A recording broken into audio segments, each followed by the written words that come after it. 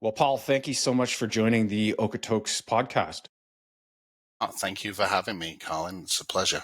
Now, first question right out the gate. Have you listened to the podcast?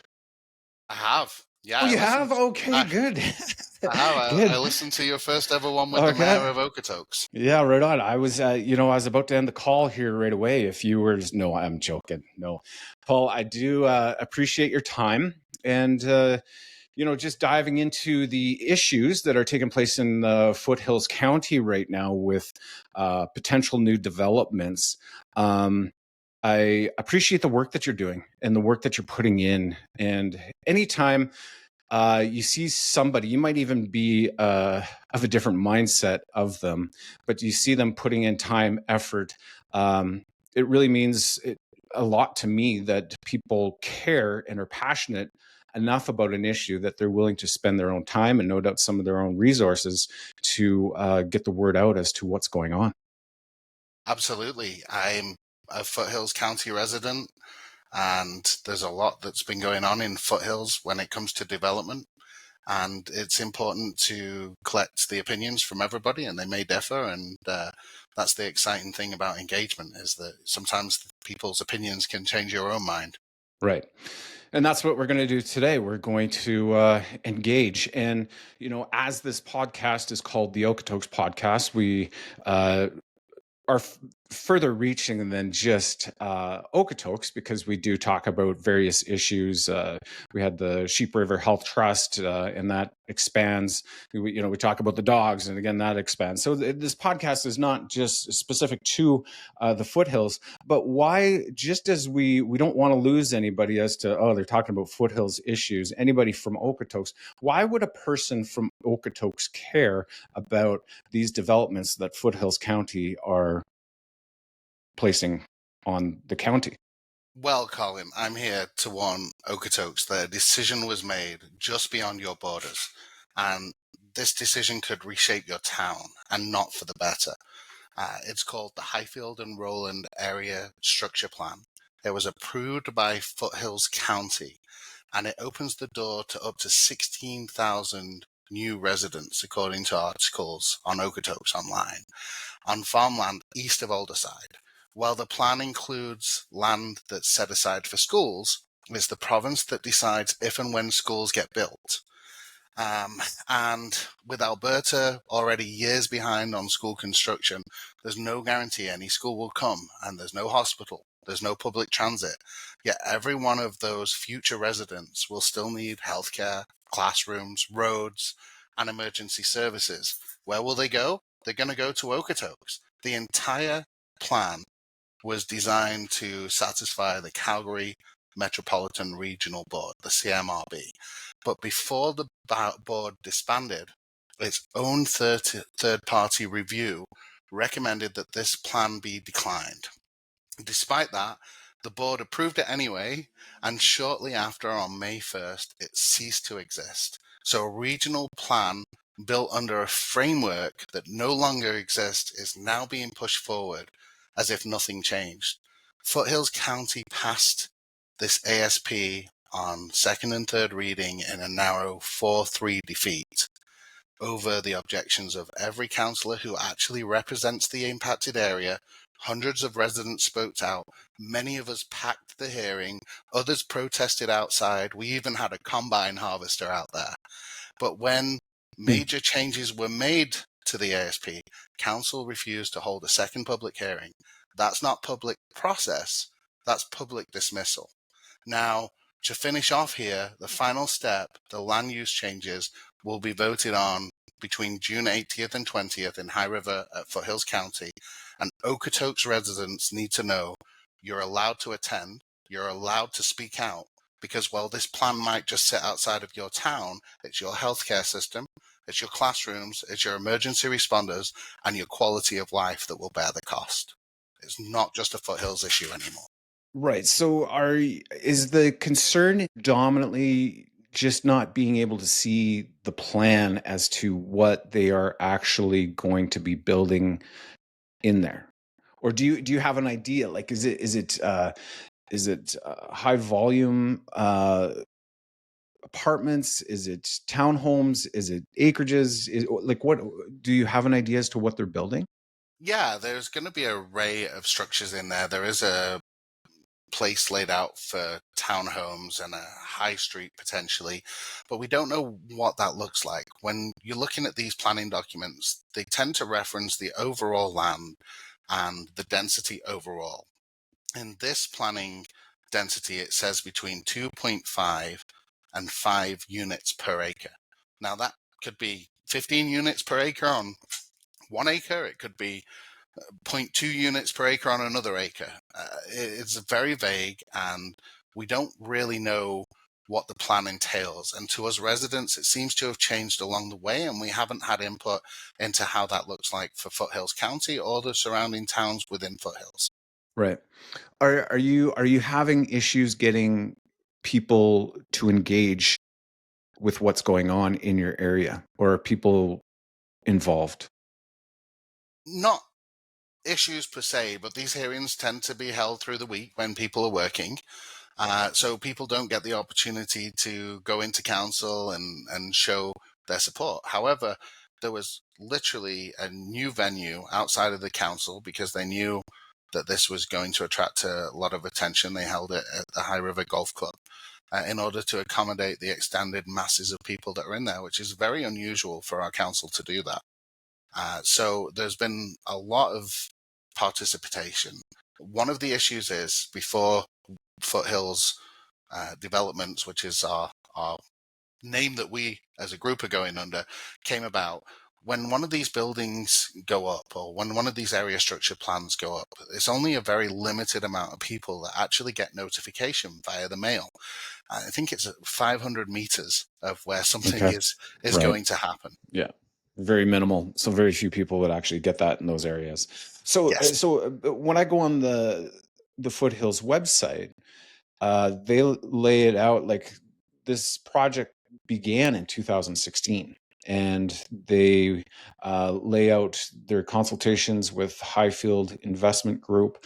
And it seems like they have done things all along throughout the process in trying to engage the public. But are you saying that the communication has been very poor and very few people actually knew that this was going on?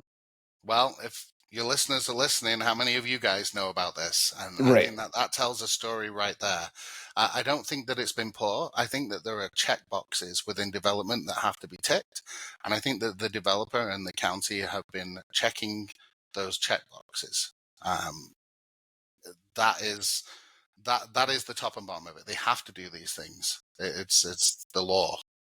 So what do you think is at heart here? Like, what is the reason the Foothills County would want to have a community like this in the county? Like, I know that it is very difficult if there's a landowner in Foothills County that owns, let's say, a section of land, and they have a house on that land, and they want to subdivide that house off. The process is very, very difficult. The Foothills County doesn't necessarily they do have a standard that they want to keep like farmland as much as possible. Now, knowing the proximity that we are to Highway 2, knowing the future of this land, no doubt eventually is going to be some sort of residence at some point. So are you guys completely against any kind of development in the area, or are you against just the unknown as to what is actually going to be transpiring here? Well, Colin, what a lot of people might not realize or understand, because in our day-to-day lives we don't tend to look at our municipal governments, is that Foothills County is guided by a document called the Municipal Development Plan. And that plan outlines how building should look within Foothills County. That was apparently with consultation with residents, yet we haven't found any. If you are one, please contact me. I can't imagine that any of our residents, when they were answering our development document, expected a city to be dropped into the middle of the field.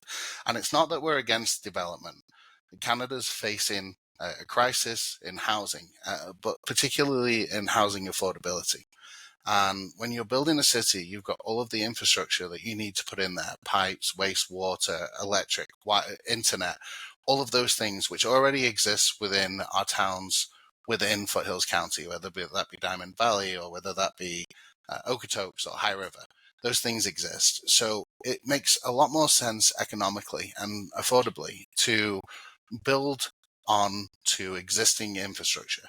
That then addresses more of the problem of affordability. It addresses the issue of housing. And as we can see, Okotoks is also extending. Foothills County's roads, our traffic management system, just cannot bear without massive upgrades, even close to the highway as this one is. There's a bridge that needs to be built before homes can go in. It should be 4 lanes. There's emergency exits that need to be put in. We all know the evacuations have happened, even High River in the floods or in the fires up north with Fort McMurray. Right now, that's only got 1 exit, so there's going to be a second emergency egress put onto there before anything can be built. But then you're not dealing with the issue of the greater traffic management system. We have people being killed every year on our roads because we're not diverting people the correct way. And I will point you to the Okotoks highway that has the traffic management system in place and 2 lanes that are taking you to a major highway. And there still needs to be improvements made there. But all of these roads need to be upgraded, which adds to the cost of these homes, which doesn't solve the problem. We're definitely not against development, but we're saying do it responsibly. And let's make sure that everything that's needed is in place before a single home is built. And we already have those areas where that infrastructure is in place, and let's extend those areas because it makes more sense. Right. Now, without going into any names, you guys are taking steps to potentially take this a little bit further inside of the legal avenue to try to block what the council is doing. Is that correct? You're looking at something like that?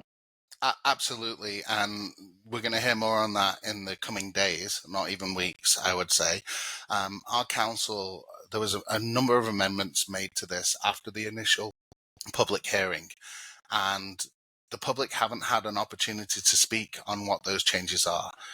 We have not been clear on density. We don't understand it because there's so many different things quoted in the press. There was a new bridge development that now has to take place. There's got to be planning that goes towards that. There's the emergency exit, which will directly affect the residents of Silvertip and Ravencrest, who are on the doorstep of this ginormous town. And the public just haven't been consulted. So one of the things in our MGA, which is the Municipal Government Act, is that the public should be consulted, and any major changes that happen should take a hearing back to the stages of where the public are actually consulted. Right. And council took that, they took it to council and they voted, but they voted against reopening public engagement on this, right? Well, and it's a little bit more complicated than that. Actually, Councillor Oll at the second hearing tried to put forward a motion to have it sent back to the public, but she was denied the ability to put that motion forward. We believe that that was a procedural irregularity. So at the third hearing, Councillor Oll had tried to bring back her motion to send it back to public hearing, but it was too late because you can't have a public hearing after a second hearing has been completed. It's all very complicated, and I'll try and keep it as least mundane as I can. So the bus had passed the stop when she'd come to do it, and the changes which other councillors had implemented in the second reading would have to be undone because her motion ended up to undo the second reading to then reopen the public hearing. So unfortunately, we don't know if Councillor Oll's motion would have been successful to send it back to the public, which would have been the responsible thing for council to do. We, as a group, a fairly large group, there's around 50 of us, we as a group find that our voices have been muted through this process, and that was an example of one of the ways that they were muted. Right. Yeah, I'm a little bit familiar with the procedures that need to take place inside of oil and gas. The public needs to be consulted if there's a pipeline coming through.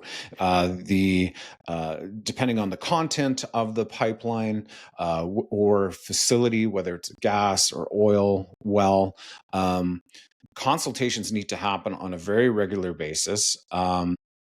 They need to know of any little change that happens in the content, especially if you're dealing with H2S and the higher content of H2S.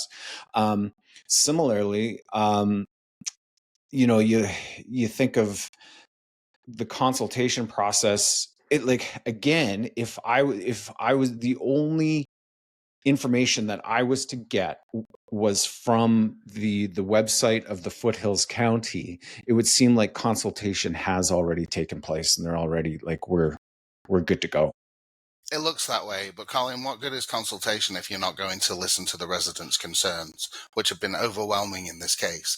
They are just ticking a box, they aren't listening, and it's been proven time and time again. Even the area councillors didn't agree with this. So I guess I'd put the question to you. If you're consulting and you don't listen, what's the point? 100%. Right. Like I guess it just seems like the consultation maybe in your guys' minds is just some kind of procedure. We've already ran this through because the interesting thing is that other development that was stopped just north of Okotoks. They were going just north of 2A. That was just recently that I think they ended that development. I'm wondering if the reason they stopped that is because it was too far away from the water treatment center that they have in Alderside. And this one is very convenient because this also, takes me down the path that there's been, what is it, $25 million of the Foothills County invested in the water treatment center at Alderside? I believe it's more than that. It's 40 million. It just ran over budget, and council just passed a motion to extend a loan of $6 million, is my belief, because of the over budget requirement. Sorry, is that the Foothills County that did that? Foothills County, correct. So you're saying that Foothills County has like almost $40 million invested in this treatment facility? So my understanding is, and you can find it in the media, that they took a $25 million loan. They used $15 million from our fund that we have for infrastructure, our infrastructure fund, or whichever fund they took it from. It just ran over budget, and council, I think last month, just approved a further $6 million in the form of a loan. I'd like to get those figures double checked, but a further $6 million in the form of a loan to finish the water treatment plant off. And citizens of Okotoks, you can see that those pipes are being brought in. They've been run down by the side of the Dog Stadium. That road was closed. It caught me out. I'm sure it caught many of you out coming off the highway into Okotoks there. So Foothills County invested that. Now, what is very telling is Foothills County residents, we don't get our water through pipelines. The vast majority of us, some 22,000 of us, are served by wells on our properties. Sorry, and not to cut you off, is that also in Ravencrest and Silvertip? Everybody has their own well. Everybody has their own sewage system as well. They have a community water system that's serviced from the wells or is serviced to them in some way. It's treated. They have a pump house on Ravencrest, and then that's distributed to those homes. But that isn't the rule in Foothills when you're living outside of one of those actual hamlets. Heritage Point is provided by their water system. I believe Priddis has their own water system, which, by the way, we've been repairing. Foothills County have been repairing that infrastructure now at great cost to all of the taxpayers across Foothills County, not just the local residents there. So there's a lot that goes on when you're talking about infrastructure, that it constantly needs repairing. We can look at Calgary with their major water line burst. I mean, that's what Foothills now is getting themselves into. They're taking themselves away from really a self-served population into having to provide all of these services. And that's why our taxes on our neighbours are a lot higher than if you live in the Foothills County, is because towns tend to get those services put to them. In terms of Ravencrest and Heritage Point, they pay for that themselves through their homeowners association fees, and there's various different ones of those. Okay, so the tax base, like, are we diving into something a little bit? Yeah, we're maybe rabbit trailing, but not really. When it comes to the Foothills fiscal position, like, are they going after these communities because the Foothills County may have a money issue, and you think of the tax base that they would get from a community like these two proposed of 16,000 people? Is that, it's got to be a little bit at the heart of it. Yes, I mean you could argue that, but what I'll argue to you is that a town costs more than what its tax base raises, and that's why we see cities taking out infrastructure loans. I mean, Foothills just did it for the water treatment plant. The taxes tend to be much higher in our urban neighbors than what they sit in Foothills County because we have our own wells, we deal with our own garbage, and we have our own driveways. I mean, you guys have a snowfall and you need plowing almost instantly because there's so many people traveling on those roads. It's dangerous if you don't. Foothills County sometimes takes 3 to 4 weeks after a snowfall to get to my road. So you're looking at a much more intense public service program, which Foothills County is not set up to undertake. And you have to ask the question if those taxes will be spread out across the whole of Foothills residents as the repairs to Priddis water system have been. Foothills is a rural municipality. We shouldn't be playing city builders. This city, I've been told from our councillors, is going to stay within Foothills County. That's 16,000 residents, almost doubling the population base. What we will end up is urban councillors and rural councillors sitting together, not agreeing the direction that they want, because there's very different needs for those communities. And we're going to see potentially the urbanization and all of these other developments, whether that be Foothills Landing that you mentioned that they'd closed down, whether that be Oxbow that's on Dumbo Road, or whether that be the development that Barb Castell said that she ran in council to stop, is going to have a very different angle on council. If you have urban councillors in a rural municipality, I can't imagine that is a recipe for anything good.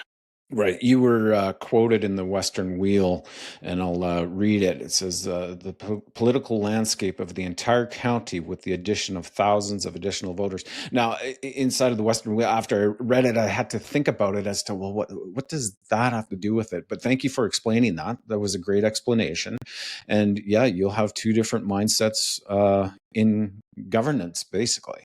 And so you look at Rocky View County, they have Langdon. And Langdon is like growing like crazy. And I'm sure that that community really supports a lot of different things that are going on in Rocky View County. Yeah, I guess I'm just trying to figure out the heart behind it. Are they, I guess a little bit of an in-your-face question back to you would be, as some people might view this as, well, it's just a bunch of disgruntled acreage owners that don't want to have anybody in their backyard. Do you know what I mean? Yeah, absolutely. You know what? And that's a very, very fair point to raise, but that's not what the case is. I mean, when I look at my own home, I've had 5 houses built opposite to me. I have one being built in the field behind, and one that was just down the road that was built last year. That's 7 new homes in 2 years. Just in my own backyard. Come and live in Foothills County. It's a great place to live. But what it isn't is it is not an urban municipality. It's rural. We have farmers here. The whole reason why the Foothills Landing just down the 2A there from Okotoks, they were selling their land was because they said that they'd had a tax from domestic animals, and it was very hard to farm in a more urban area where the country residential was. But our country residential tends to be focused in certain areas, but we have farmers. I mean, we have farmers in our group.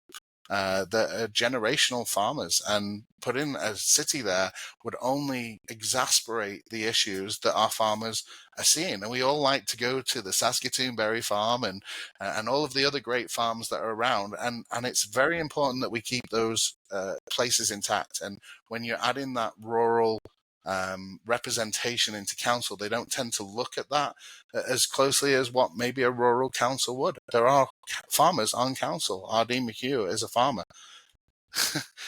So we're going to lose those voices, and they're so important in order to keep our community sustainable, especially in the world we live in today.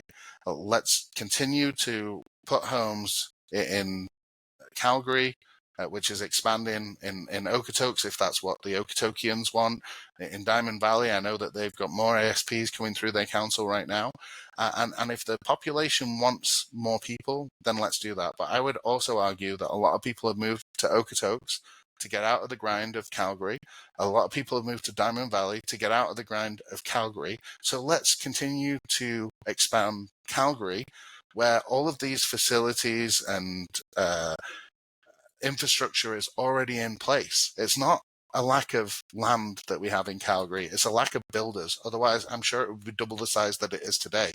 So why are we taking away those skilled trades to start putting infrastructure in the middle of a field that currently is zoned as agricultural land? Is a disaster. Right. No, absolutely. So, Paul, let's fast forward a year, and let's say you guys got whatever it is that you want. What does that look? Well, I think what that looks like is there's room for the developer here, but let's do what our municipal development plan says, and let's keep the area in keeping with what it is right now. Okay, so you're basically saying like 2 to 3 acre parcels as opposed to high density. Let's do another Raven Crest 2.0 or a Silvertip 2.0. I think one thing our municipal development talks about is dark skies. And one of the funniest things you'll see when you turn into the Raven Crest development is in the last 12 months, our county has put a dark sky sign up on their entrance. And I mean, I don't know if they did that for comedy gold because they were planning on building maybe 16,000 residents' homes behind them. But our MDP speaks of open vistas and scenic valleys and dark skies. Can you tell me anywhere, and that's literally our opening lines, where a town the size of Highfield, Rowland acres would adhere to our opening principles of our municipal development plan? Mm-hmm. It's scary. It's scary that the public have had their voices quashed. It's scary that our councillors are not listening to us. I ran a poll on our Facebook page, which is Foothills Stop Bad Developments. There's been over 630 votes on it. Only 10 of those residents thus far had voted for building a town in the middle of Foothills. And I posted that across different pages on Facebook, so they're not all from our Facebook group, these votes. It's telling. Public opinion is staunchly against this. What we're not against is responsible development. We're asking councils across Alberta, build, but build right, and do it where the people will benefit, not developers. So are you kind of hoping that things are maybe put on pause until after the elections in the fall? Great question. So October 20th, we have our municipal election. Listen up, Foothills residents, for all you guys that are listening to this. Our group is supporting several new councillors. A lot of our council got in through acclamation. I'm happy to report to you that every single one of our councillors that have been voting for this are going to be challenged on their votes. I can announce John Callister for Division 6 and Laura Kendall, which is in Bob Castell's Division 3, I believe. We have two more. I can't give you the name right now, but maybe when I come back, I'll be able to do that for you. And then we currently are supporting Susan All, R.D. McHugh, and Rob Seward, because we believe that they're speaking with our voice, which has been the popular voice. And it's time that our current council members listen to us, and do the right thing by Foothills County, but not only Foothills County, by Okotoks, by Diamond Valley. We don't need more people using your urgent care. I remember going into urgent care at Okotoks and be straight through in 10 minutes. You're lucky if you get in and out of there in 3 or 4 hours now. Imagine another 16,000 people using that facility from across the road in Alderside. Right.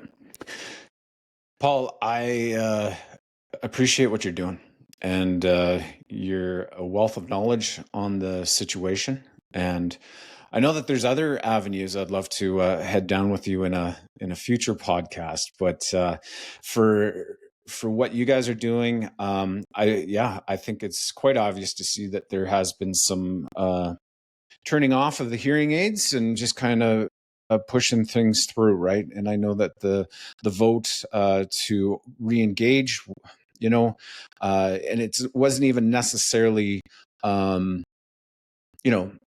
council members disclosing what side they were, but there was, I think that was 4 against 3. And I think it just shows that there's a lack of integrity a little bit, and, really wanting to hear from people. And yeah, no, if we need to jump on another podcast in the future, please let me know.